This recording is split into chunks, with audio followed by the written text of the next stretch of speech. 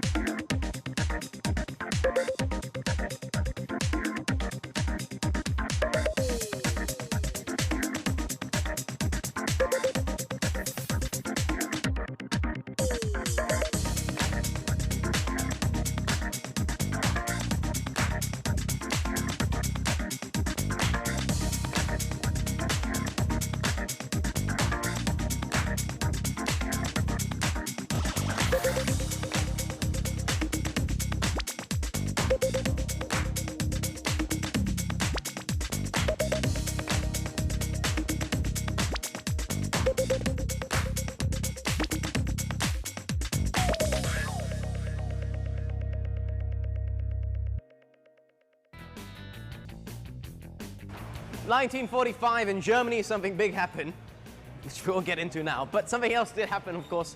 Sennheiser was founded and started, and here we are 50, 60 years later. My maths is really bad, but they're still going strong, and now they're one of the world's biggest brands when it comes to audiophile stuff. So here we are at the flagship store in Malaysia. Really excited to see exactly what is on offer. Let's pop inside and find out more.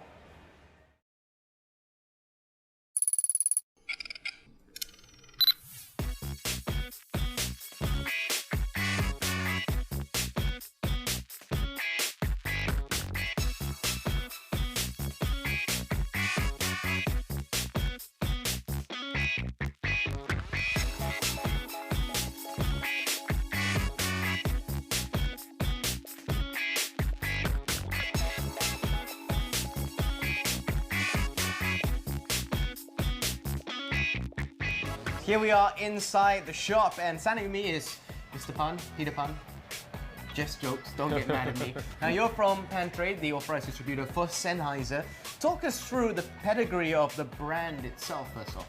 Okay, I mean that we actually offer a big range of products in this store.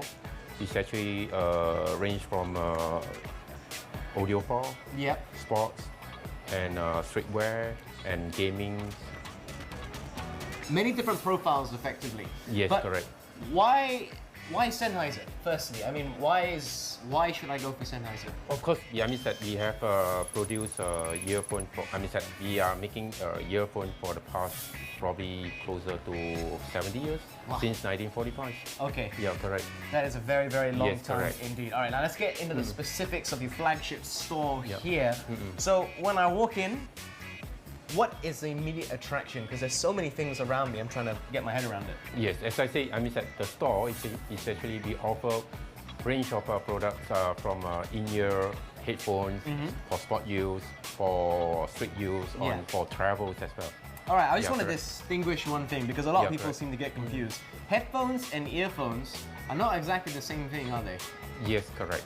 So that's the reason why we are making like I mean that all kind of headphones is catered for different usage. Like maybe we cater for those casual listeners or audiophile listeners. Okay. Yeah, correct. That's the reason why we need some earphones and headphones. Okay. And also for people who like to travel along, I mean that a lot, so they need a small little earphone to plug on while they are travels and all this. All right, well there's so many things on display. You've got the partnership with Adidas, you've got the gaming headphones from PC to Xbox, amongst other things. Yes, correct. You've got the wireless receivers for home use. Yes. And of course you've got the sample ones here. Yes, correct. But what is this?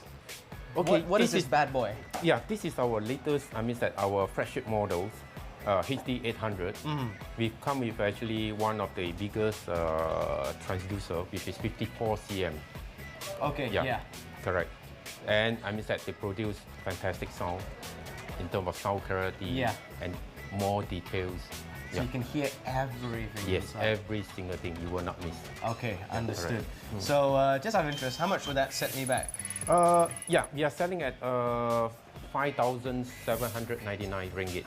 Yeah. That's a lot of money. Yes, but correct. well worth the value Definitely. for all the audiophiles I out mean there. that if you're audiophile, you will love it. Okay, this is the HD 800, am I correct? Yes, correct. Perfect. Well, you know what? I need to walk around the store and see exactly what suits me. Thank you so much. Thank you. It has been an absolute pleasure. Sennheiser, such a strong brand. Great to see the flagship store here in ICT Mall.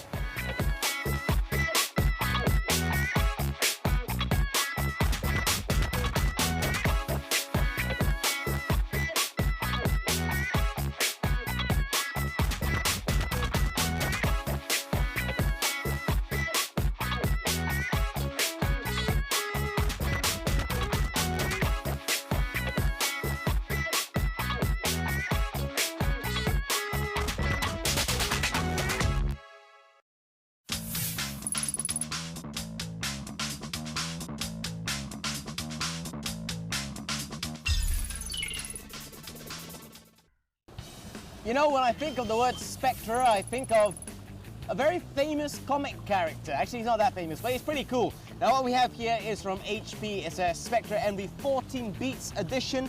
It certainly has a very unique design, as you can see.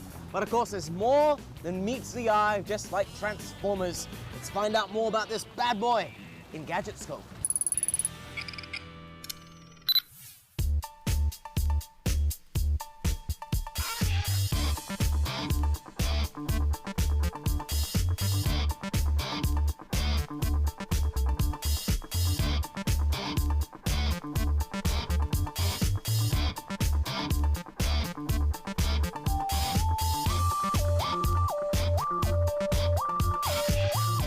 Not for the first time on the show, we'd like to welcome back Chapri. Thanks again. Thank you so much. So much to get to change your shirt. No one's wearing the same one to see us. I'm kidding. So am I. But anyhow, what we have right here is the HP Envy 14 Spectra. You've had a lot of time to play with it and really get used to it. What's your take? Oh, well, Overall, top line stuff. currently the like you mentioned is the top of the line Ultrabook in HP series. Well, my first thought of it is beautiful. Yes. You know, the design wise is very good. Very sleek. Exactly. Very nice. It goes together with Envy as the HP Premium series. But the thing is, Ultrabook is supposed to be light. Yeah. And this one is not really light. No thanks to the Gorilla Glass. I mean, having a Gorilla Glass sounds fancy. Yes. But it doesn't really have on that weight area. So Yeah. it made the Spectre very heavy. So it's losing out the factor of what Ultrabooks are supposed to be at the crux of it. Exactly. But what's your take generally on Ultrabooks since they've announced it and since we've seen models come out in the market? Is there a future for Ultrabooks, do you feel? Well, thin and light is definitely the future. Like as you can see from the trends, everybody coming out with an Ultrabook. Yeah. Right. It's just a matter of refining it, to become more sleek and more powerful. Yeah, they're definitely getting there. Okay. From what we've seen so far. All right, well, back to what we have on display right here. I'm not sure you can see it, but this keyboard looks surprisingly familiar to something else we've seen before from a certain fruit. I know, they say that imitation is the best form of flattery and so forth, but shouldn't they be trying to find their own identity? Well, they should, but even the Ultrabook is that, although nobody wants to admit it, we know where the inspiration comes from. Yes. So, yeah. It's how they're trying to get into their own share of the market of what that Exactly. certain fruit has, which name shall not be mentioned right now. Okay, what about performance-wise? I mean, we've talked about design, it's very nice.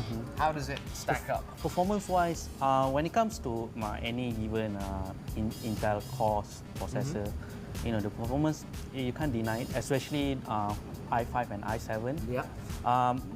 That's in terms of general usage, but of course, Ultrabook, for example, like this, doesn't come with a dedicated GPU. Yeah. Well, the built-in HD Graphics 3000 works fine actually, but if only for older titles, it's definitely not really a gaming machine. But in terms of general usage, it works very great. Especially if one example is on the video processing part. Let's say if you're converting a video, The quick sync function in Intel core processor is very, very good. Is it? Yeah, very, very good. Interesting. But you won't be playing Diablo 3 in this anytime soon. Well, I believe it can actually support Diablo can? 3 because Diablo 3 doesn't really require high graphics. Okay, so it can still do some really recent titles, but as long as it's not too taxing then. Yeah. You can't really, you can't really run Battlefield 3 on it, for example. Yeah. Yeah, exactly. Unless it's very, very low settings. What about some of the whistles and bells on this? I mean, there's a big red light there with, of course, the big Beats. What's your take on Beats infused audio for machines like this? Well, HP, have been collaborating with Beats for a while. Beats, although some people say that it's just a name, it's just a brand, with Dr. Dre and stuff. But this actually helps, it's not really complicated to use. In general, what Beats audio does in this laptop, it boosts the sound. Yes. Especially, make the sound louder, especially in the bass area. Yeah. So yeah. Very hip-hop sound. That's one thing that people actually is a complaint about Beats, is because it's just too hip-hop perhaps. What about stuff like the battery life? Because that's always interested me in case I'm out and on the go. Well, one of the things that Intel specified about Ultrabooks, is about a long battery life. Most probably, the Spectre will have around 5 to 6 hours of battery life, so it's generally okay. But of course, using laptops, you can't really put all your life on the battery, right? Yeah, that is true. Closing comments about this. What's your overall take if I was to make you give it a score out of 10? Out of 10, right now I would give it around between 6.5 to 7. 6.5 to 7, so we'll round it up to 6.8. Maybe. 6.75 then. I guess. Right smack bang in the middle. Definitely a decent start here. Thank you so much for joining us once again. Good to be here again. Always a pleasure. Don't forget, he is on Twitter. Look him up. And he's also from Laoyat.net, who are also on Twitter, and of course a very famous website for all the latest in technology, gadgets, and plenty more, as a matter of fact. Yep. And Malaysian football. Very keen advocate. Thanks. Right.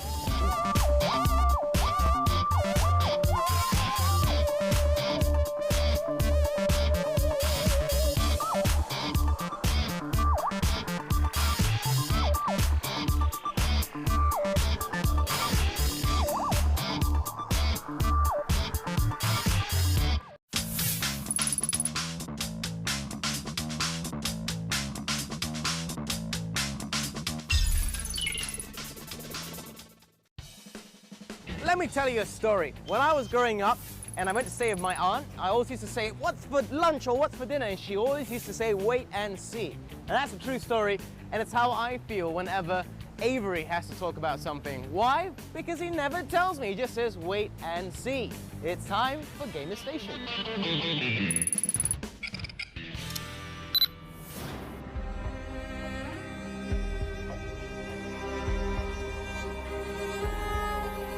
Too long I've been stuck in between, hidden in the dark,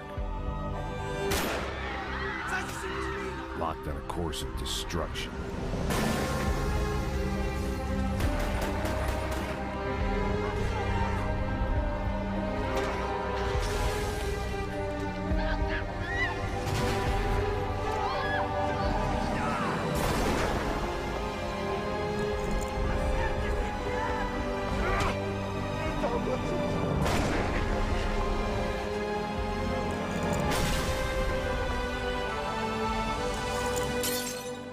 Time moves forward, and nothing changes.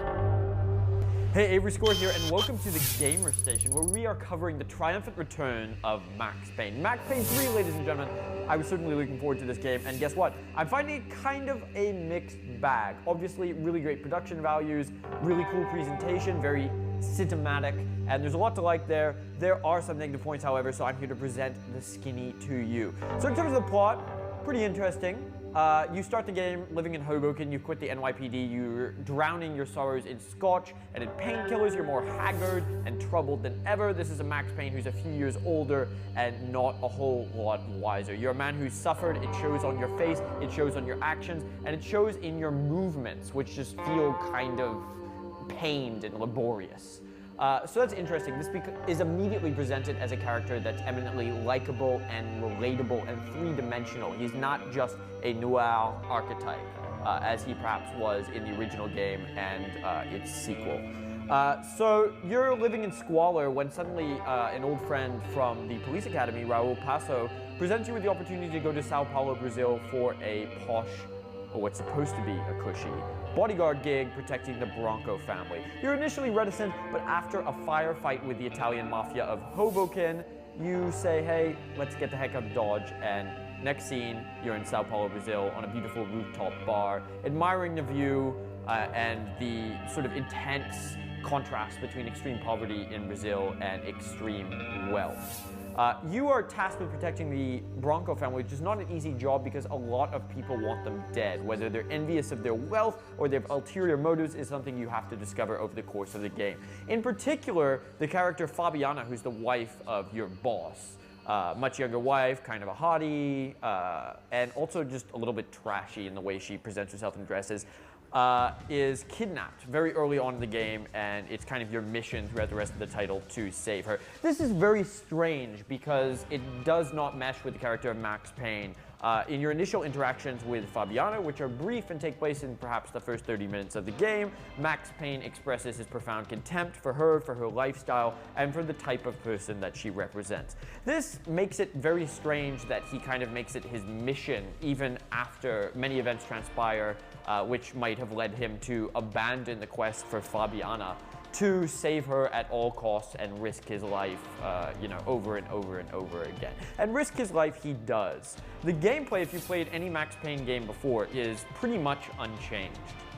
Now, let me let that sink in a little bit. This is pretty much the same game experience that you had in 2001. Back then, it was revolutionary because it was in the backdrop of the Matrix. So at that time, everybody that was the real Weltanschauung. Everybody wanted to know what it would be like to be able to go into this bullet time, to be able to sort of navigate through a slowed down version of time and have these intense cinematic firefights. And that's exactly what Max Payne delivered on. The sequel already started to feel a little bit stale, Max Payne 2. And in Max Payne 3, we are absolutely accustomed to bullet time. This has been done to death in any number of games, including the Fear franchise. And so this is not something that's going to perhaps impress you or impress upon you as much as it might have in 2001. There are a couple of new additions to bullet time. There's a last man standing thing where you get low on health, and there's a couple of key shots on you, and you will fall slowly to the floor. And during this time, you must defeat the opponent who has felled you, otherwise you will die. So that's vaguely interesting. And at the end of every firefight, the last bullet that you fire to kill the last enemy in that room will be displayed in slow motion by default, leading to more drama and more excitement, and also letting you know simply that the firefight is over and you can go around and look for painkillers to top back up on health. The result is that the action feels very formulaic, very repetitive, and there's really no variety in the game from start to finish in the short sort of 8 to 10 hour campaign. You, within the first hour, have pretty much mastered all of the gameplay mechanics required to perform well in Max Payne, defined a playstyle, and you probably won't vary very much from that throughout the game. Speaking of which, there is a cover system in this game, and you can duck behind cover and peek out. You're probably not going to use it all the time, simply because activating bullet time makes you this overpowered, near invincible kind of menace with a huge armory of guns.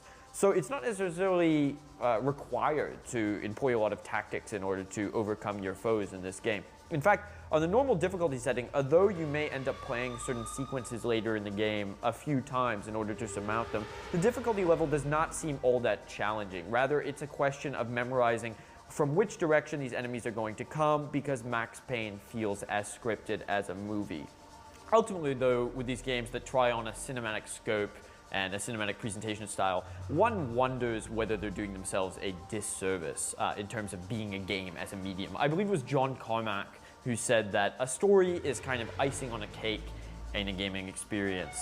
There are certainly exceptions where you live for the cutscenes, Xenogears, Final Fantasy, certainly Metal Gear Solid, although that is coupled with some excellent gameplay.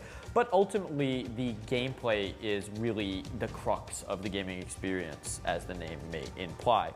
The developers, Rockstar, did a pretty good job here of melding the two so that there's not a huge divide between action and cutscene. The two are presented in a similar style with multiple views of the main character and supporting cast, with poppy text coming on the screen, generally presenting things as a pulp novel or a noir picture, as in previous games. And it's certainly a step beyond what was done in the original Max Payne, where you were turning the pages of an interactive comic book.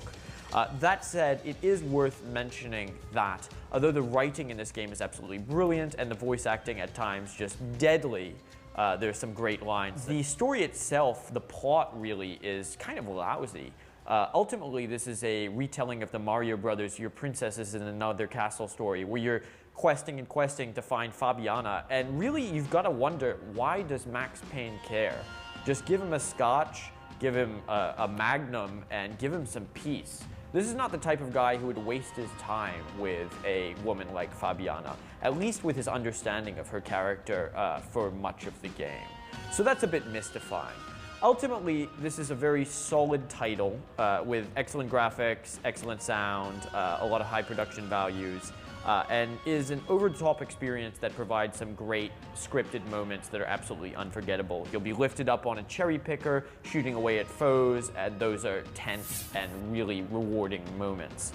The gameplay, though, does feel repetitive after a short while. The game is quite short itself, and these defects in the plot are, to me at least, unforgivable. So you're probably going to pick up Max Payne 3 if you're a fan of the series as I am. Check it out for yourself, make up your mind, and see if you agree with me or not. I'm Avery Score, and this has been The Gamer Station. Sadly, that's all the time we have left this week, but do not worry, we of course will be back next week. Now I want to give a big shout out to people here who come ICT Mall at Cap Square. But, like I was saying, next week, more special things, something from Nikon and Panasonic. In the meantime, find us on Facebook or on Twitter. My name is Adam Carruthers. Till next time.